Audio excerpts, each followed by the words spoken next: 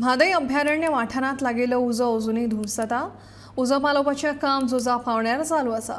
उजो पालोवपी खातीर नौदळाच्या दोनूय हेलिकॉप्टरांचो उपेग करून घेतला।